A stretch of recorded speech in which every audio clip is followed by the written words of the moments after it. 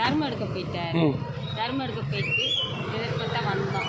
அங்கிட்டு போய் அதனால் பொழப்பு இல்லை, பொழப்பு தாப்பு இல்லை. பட்டிக்காடு பட்டிக்காடு 1.5 மைலுக்கு நடக்கும். அதுதான் வண்டிக்கு ஏதோ பணத்துக்கு கொடுப்பாங்க சொல்லிட்டு நாங்கள் நினைச்சேன். 4 மனு எழுதிருக்கீங்க. 4 மனு எழுதி 1.5 வருஷம் போராடுறீங்க. 2024 25 26க்குள்ளே வந்திருக்கீங்க, என்னை சந்திச்சிருக்கீங்க. போராடி நான் என்னை எப்படி சந்திச்சிங்க?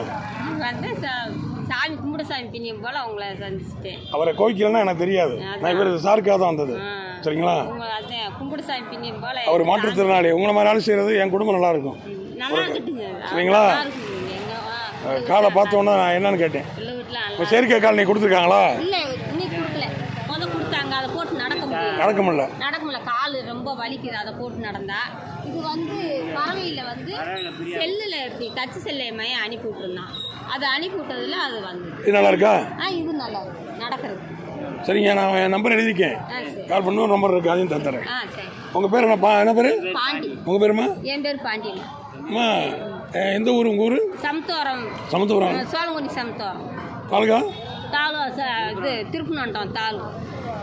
அதாவது யாசகம் இல்லாத நகரம் இந்தியாவில் 30 நகரங்களில் மதுரையும் ஒன்று. கேஸை எடுக்கக்கூடாது. நீங்கள் எங்கே போயிட்டு வரீங்க? உங்கள் வாழ்வாதாரத்துக்காக எங்கே போய் எடுக்கிறீங்க?